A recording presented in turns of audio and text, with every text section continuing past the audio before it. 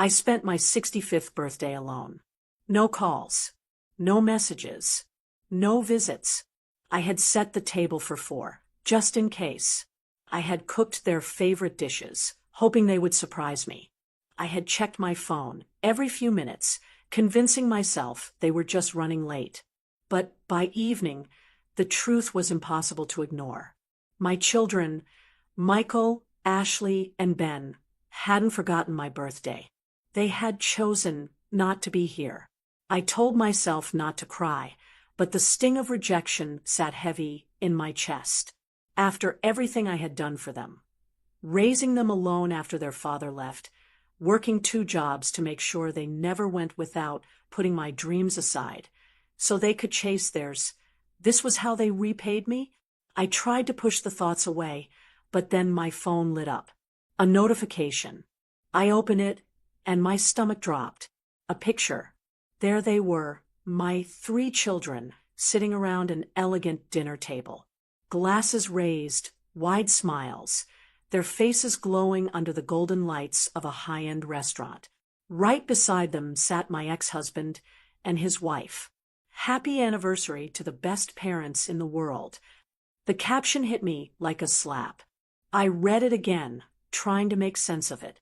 They had skipped my birthday to celebrate him, the man who abandoned us, the man who walked away when they were still in diapers and left me to pick up the pieces. My hands shook as I stared at their grinning faces. Not a single one of them had thought to call. Not one of them had even sent a text. I had been a fool. For years, I had made excuses for them. I had ignored the signs, the way they still held their father on a pedestal, the way they downplayed the struggles I went through to raise them alone, the way they always seemed to have time for him, but never for me. But this was the moment I finally saw them for who they really were. And they had no idea what was coming. I didn't sleep that night. I sat in the dim glow of the kitchen, staring at the uneaten food on the table, my appetite long gone. I had spent years believing my sacrifices meant something, that despite everything, my children loved me. But now, all I could see was the truth I had been too blind to accept. They didn't appreciate me. They didn't respect me. And worst of all, they didn't care. The next morning, I woke up to a message from Ashley. A simple, "Hey Mom, hope you had a great birthday. Let's catch up soon." That was it. No apology. No explanation. Just a lazy, meaningless text, as if she had done her part by acknowledging me, after ignoring me on the one day that mattered. I didn't respond. By noon, Michael called. I let it go to voicemail. Ben sent a text about some work thing, not even mentioning my birthday. I had spent years putting them first, and they couldn't even spare one day for me. But the part that stung the most was knowing why. My ex-husband, Mark, had always been the charming one. He made empty promises, swept people off their feet, then abandoned them when things got tough. I had been his first casualty. When we divorced, he moved across the country, started a new life, and rarely looked back. He barely paid child support, barely visited, and when he did, it was all grand gestures and vacations, things I could never afford while I was working double shifts to keep a roof over our heads. But my kids had only ever seen the fun side of him. Not the man who had left their mother to struggle alone. Not the man who had built a new family while pretending his old one didn't exist. And now, they had chosen him over me. I sat with that realization, letting the pain settle deep into my bones. Then, I did something I never thought I would. I went to my desk, pulled out the file I had been holding onto for years, and flipped through the pages.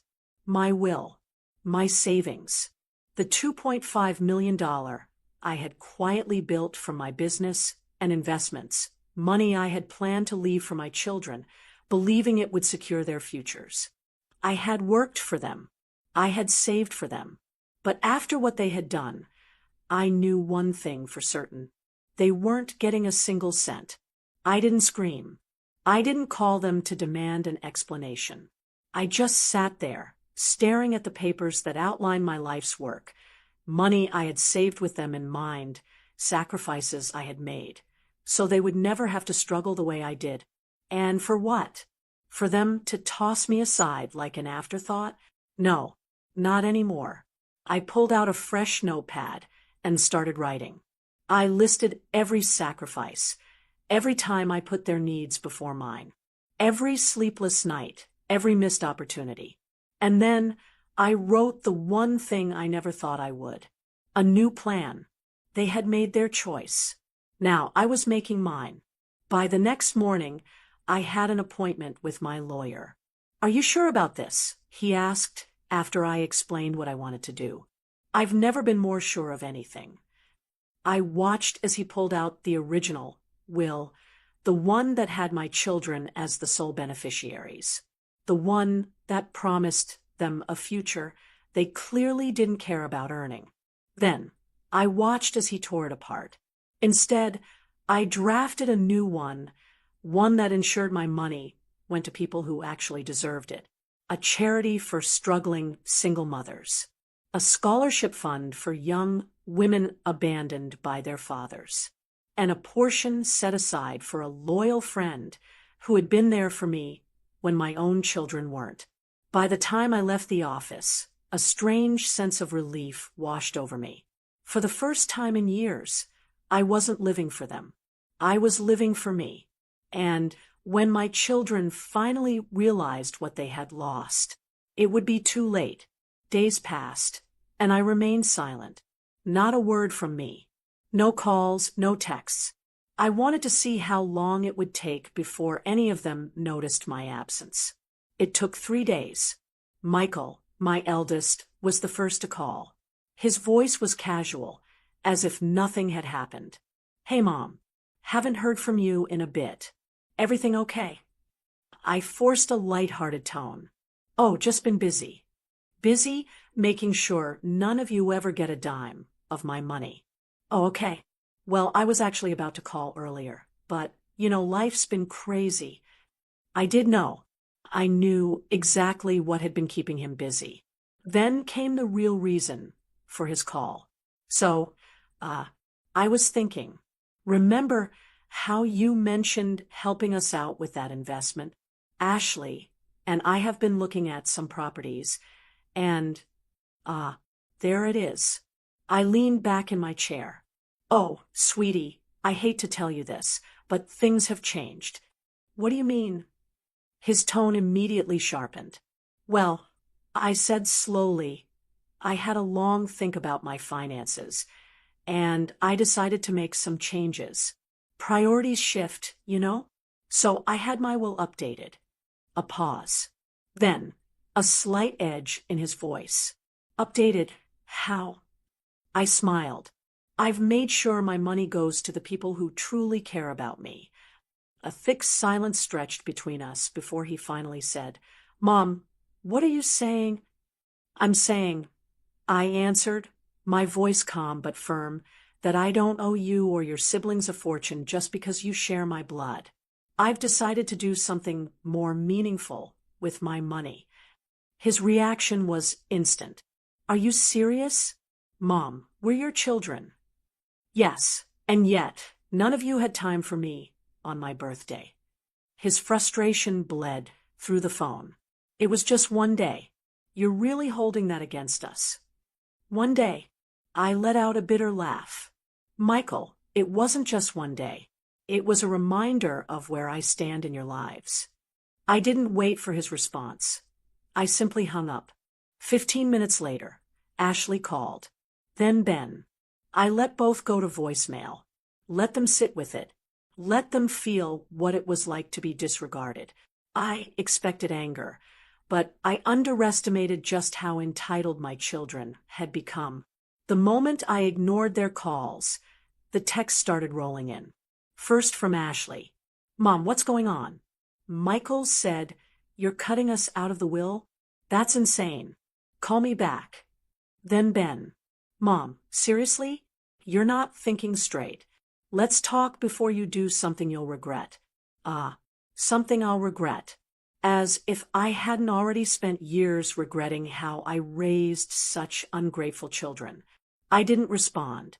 Then came the group chat message from Michael, where they finally dropped the act. Mom, what you're doing isn't fair. We've always been good kids. We don't deserve to be punished over one missed birthday.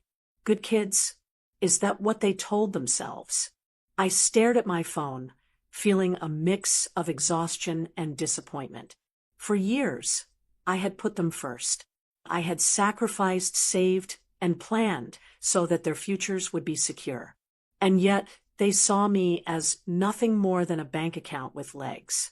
I waited another day. Then I finally responded. You're right. One missed birthday isn't the issue. The issue is that it wasn't a mistake. It was a choice. A choice to put my ex-husband's anniversary over your mother's birthday. A choice that showed me exactly where I stand. And I've made my own choice. Michael read it immediately but didn't respond.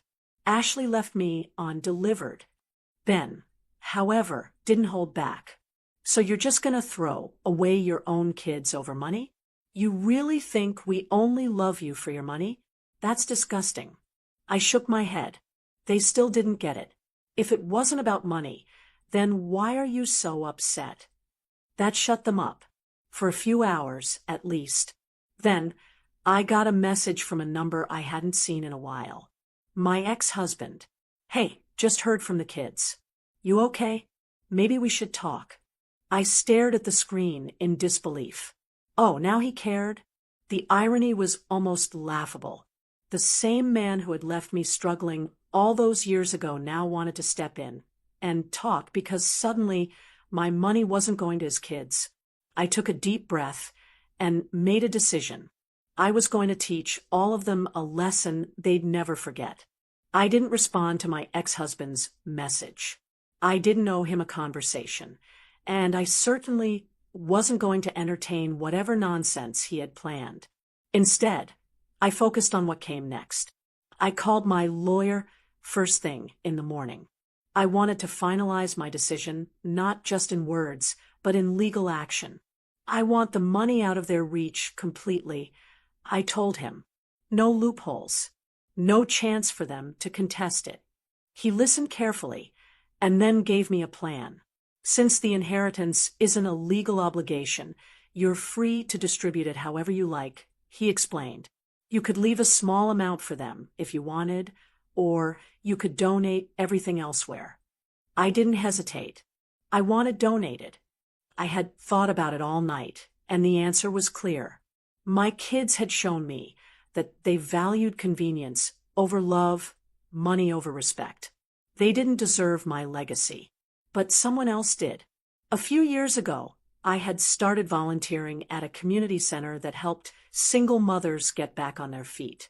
I had seen women who had struggled just like I once did, working 2 jobs, barely scraping by, yet still showing up for their kids with love and patience. I knew where my money was going now. The lawyer took down my instructions, making it clear that the funds would be divided among programs that supported single mothers, scholarships for struggling students, and a charity for elderly care, one that helped people without kids to rely on. As I finalized everything, my phone buzzed again. This time it was Michael. Mom, are you really doing this? You can't just give away everything. We're your children. We thought this was ours. I exhaled slowly. That's the problem. You always thought it was yours. It never was. This time, I put my phone on D&D. For the first time in a long time, I felt at peace. But I wasn't done yet. There was one more thing I needed to do. If they thought they could manipulate me, then I was about to show them just how wrong they were. After finalizing the new will, I had one more step to take, delivering the reality check they so desperately needed. I sent a message in our family group chat, keeping it short and direct. The inheritance has been reassigned. You won't be getting a dime. We'll talk soon. I could imagine the chaos that erupted the moment they read it. Within minutes, my phone buzzed nonstop. Michael called first. I let it ring. Then Ashley. Then Ben. Then Michael again. Next came the texts, one after the other. The text from Michael read, "Mom, what the hell? Are you serious?" Then from Ashley, "What do you mean reassigned? We need to talk now. Dot." Then finally Ben, "Mom, this is insane. You're really doing this over a missed birthday." I shook my head. They still didn't get it.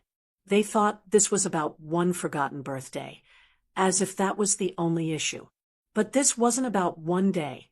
It was about a lifetime of choices that had finally led us here. I ignored the calls and messages.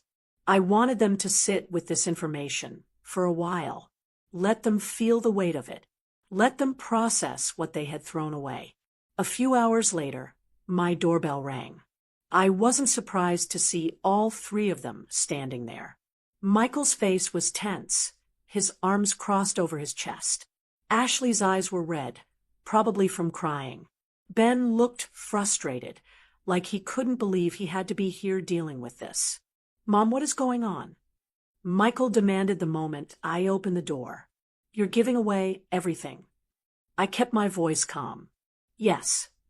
Ashley's hands trembled as she stepped forward. "Mom, we made a mistake, okay? We should have been there for your birthday. We're sorry." I nodded. "That's nice to hear." Ben scoffed. "So what? You're cutting us out of your life over this."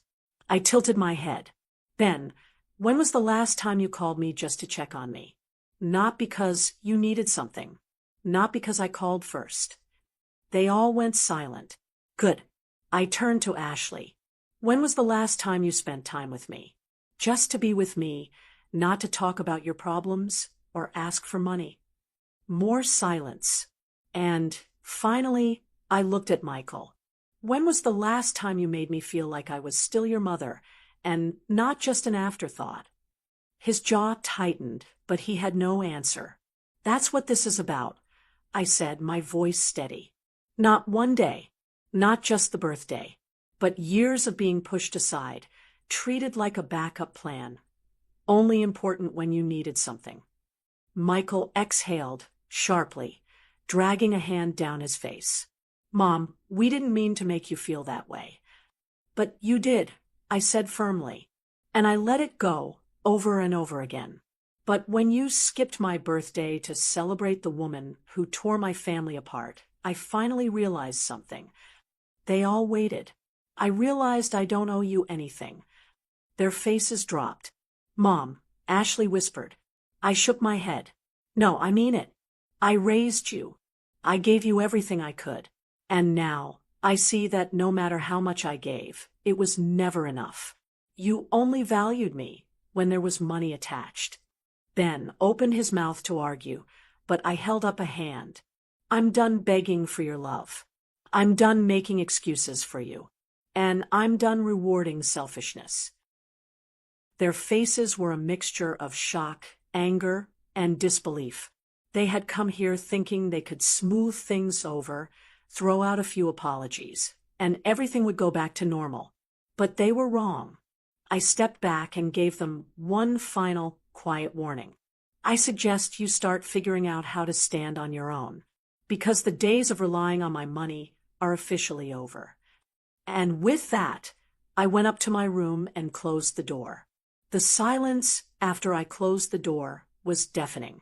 I stood there for a moment, gripping the handle, listening. No more shouting. No more excuses. Just the quiet realization settling in for all of us. I peeked through the window. My children stood in the sitting room, exchanging nervous glances, as if they couldn't believe this was real. Michael was the first to storm off, shaking his head in frustration. Ben followed, muttering something under his breath. Ashley lingered for a few seconds longer, staring at the door like she expected me to change my mind. But eventually, she left too. And for the first time in a long time, I felt free. I won't pretend it didn't hurt. These were my children, my flesh and blood. I had loved them more than anything, and yet they had made it clear, time and time again, that I was nothing more than an afterthought. that I only mattered when my money was involved. But the pain of letting them go was nothing compared to the pain of staying in a one-sided relationship with my own children. In the following days, I expected more calls, more texts, maybe even some guilt tripping. But after a few half-hearted attempts, they stopped reaching out altogether. Not long after, I received a message from an old friend. Just saw Michael and Ashley posting about you on Facebook.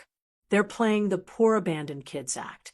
Curious, I checked their pages. Sure enough, they were telling the world how cruel I was, how I had disowned them over a small mistake. The comments were full of sympathy from people who didn't know the full story. How could a mother do that to her own kids? She must be losing her mind.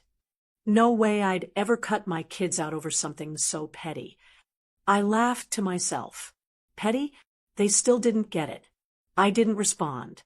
Let them have their pity party. Let them spin whatever story made them feel better. The truth remained the same. I had spent my life giving to them, and they had spent theirs taking me for granted. That ended now. Instead of wasting another second on their self-pity, I focused on something better, me. I took a long overdue trip, traveling to places I had only dreamed about. I reconnected with old friends who actually cared about me. I donated my money where it mattered, to people who would truly appreciate it. And as the weeks turned into months, something incredible happened. I started to live again. My kids never truly reached out, not for the right reasons, anyway. And for the first time, I didn't chase after them. I didn't beg for their love. Because I finally understood. A mother's love is unconditional, but respect and appreciation, those have to be earned. And if my own children couldn't see my worth, then they never deserved my sacrifices in the first place. Months passed, and life felt different. I was no longer waiting by the phone for calls that never came. I had stopped making excuses for my children, stopped pretending that their neglect was just a phase. Instead, I was living for myself. Then, out of nowhere, Michael called. I let the phone ring. I wasn't going to rush to answer like I used to. When I finally picked up, his voice was oddly cheerful. Mom, hey, how are you? No mention of our last conversation. No apology. Just a forced attempt at normalcy. I let him ramble for a while before finally asking, "What do you want, Michael?" There was a pause, then a nervous chuckle. "Come on, Mom. Do I need a reason to call my own mother?" Yes. Yes, he did. And sure enough, a minute later, the truth came out. "So listen, I was thinking, maybe we could all get together. A family dinner. Just us, like old times." I almost laughed. Old times? The same old times when they only called me for favors? Then, the real kicker. Oh, and I was hoping we could discuss that whole situation again. I mean, we were all upset that day. Maybe we can work something out. There it was.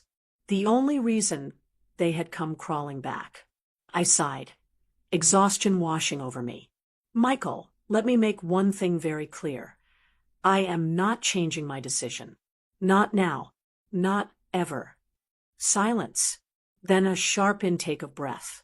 So that's it. You're really choosing strangers over your own children. No, Michael. You all made your choice. I'm just finally accepting it. I hung up before he could say anything else. A few minutes later, a text came in. Michael, this isn't fair. You're being cruel, Mom. We were just mad that day. You're really going to throw us away over one mistake. That word again, one mistake. They still refused to see the bigger picture. It wasn't about a birthday. It was about years of selfishness, of taking me for granted, of only remembering I existed when they needed something. I didn't reply.